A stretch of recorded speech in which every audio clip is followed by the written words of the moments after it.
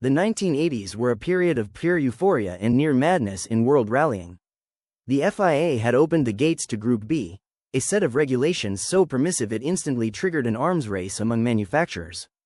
There were virtually no real restrictions on power, weight, or technology. Build 200 homologation units, sometimes just numbers on a sheet of paper, and the rest was complete freedom. Lancia, already a rally legend with the Stratus and the 037, suddenly felt the pressure. The beloved 037, light, agile, and brilliant, could no longer keep up with the all-wheel drive revolution. Audi had changed the game with the Quattro, and rear-wheel drive was doomed. To survive, Lancia had to be reborn. Not with an improved car, but with something entirely new, something unrestrained, radical, borderline irresponsible. A machine designed not just to win, but to shatter limits. And it was in this atmosphere of ambition and danger that the Delta S4 project began to take shape.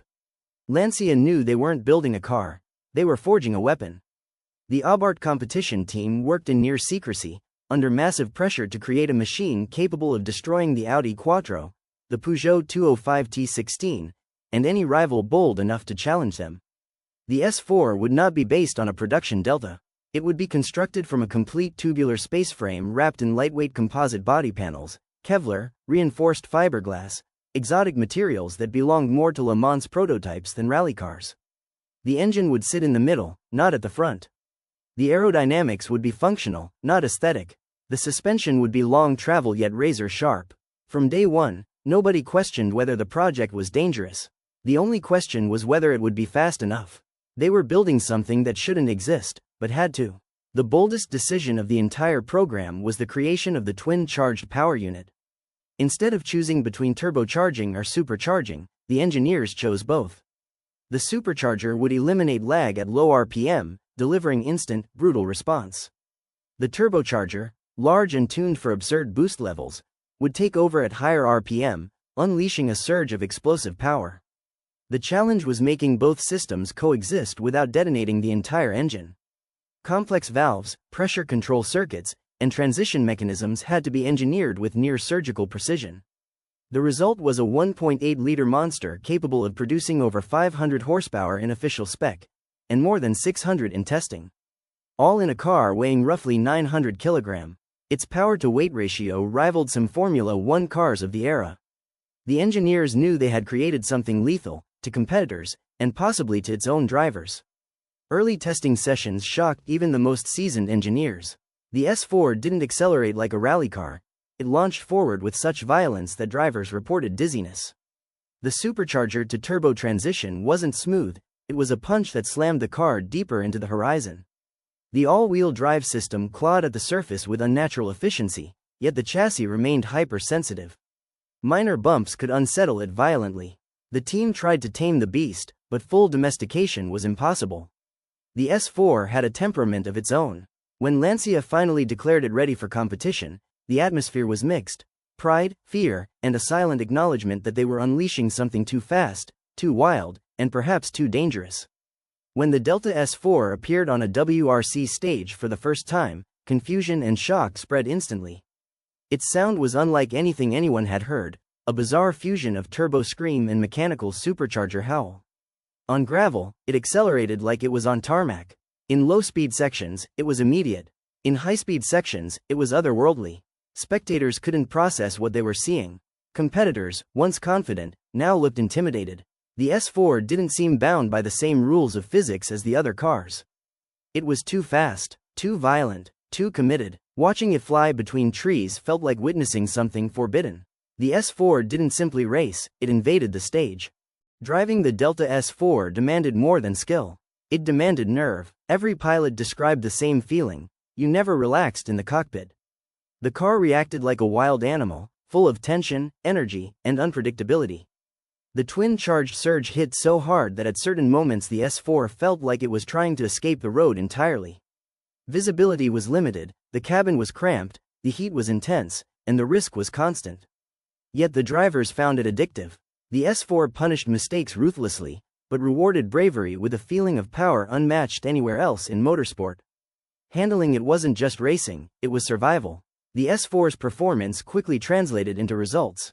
It began winning stages convincingly, setting times that seemed impossible. Its engineering advantage was so extreme that rivals needed months to understand the threat properly. The S4 wasn't just quick on straights, it was devastatingly fast in technical sections, exceptionally stable in high-speed corners, and astonishingly capable on difficult terrain. It operated beyond the known limits of rally cars. Lancia had succeeded. The 037 finally had a successor worthy of its name.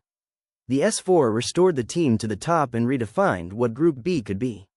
But success came at a price. The S4 was fragile, terrifyingly fragile.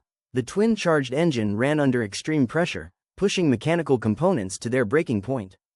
Fuel lines overheated, boost pipes ruptured, and cooling systems were stretched to their limits. The lightweight body was vulnerable, and the violent power delivery made stability a constant battle. Every rally became a duel not just against rivals, but against the car itself. One moment the S4 was unbeatable, the next, a tiny failure could trigger disaster.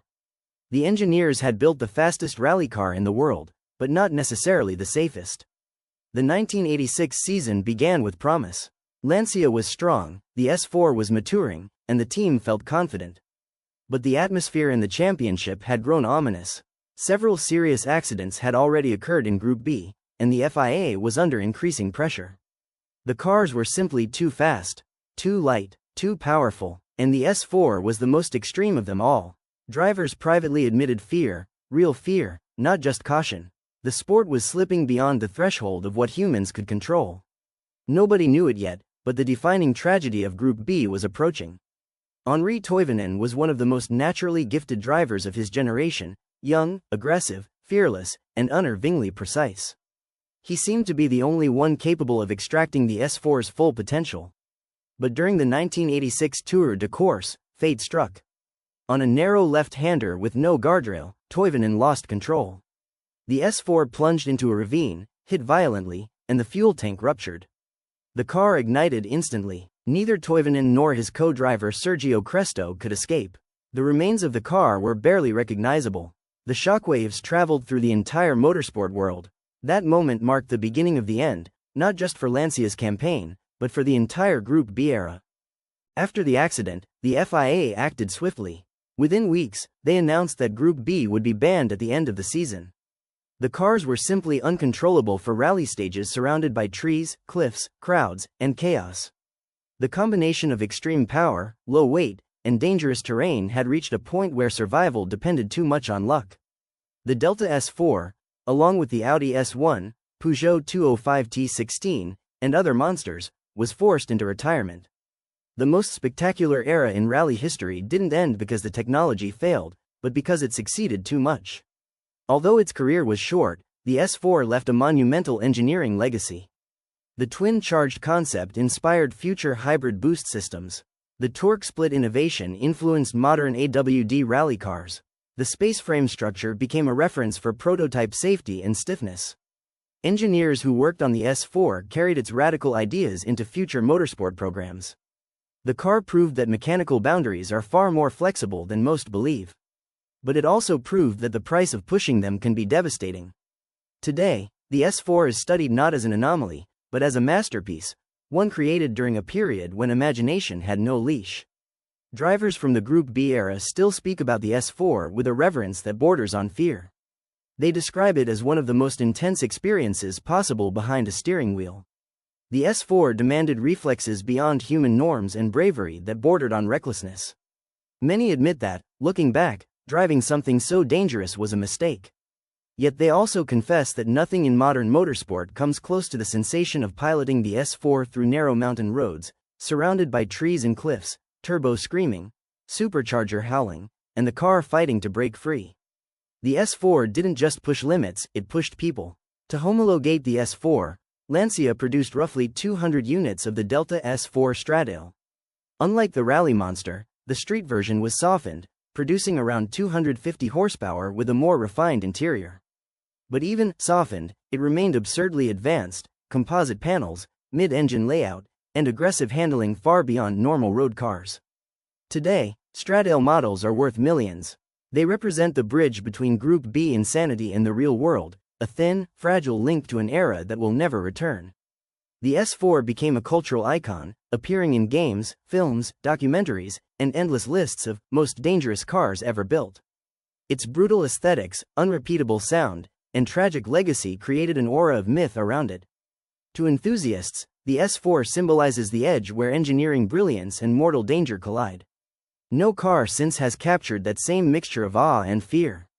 It is a reminder of an era when innovation ran unchecked, and the consequences were very real. The Lancia Delta S4 wasn't simply a rally car. It was a phenomenon, an experiment in unrestrained engineering, created in a time when ambition outweighed caution. It represented both the pinnacle and the downfall of Group B. It was brilliant, terrifying, fast beyond reason, and ultimately deadly. It ended an era and defined a legend. Today, the S4 stands as a permanent reminder of how far humans are willing to go in pursuit of speed, even when the cost is too high.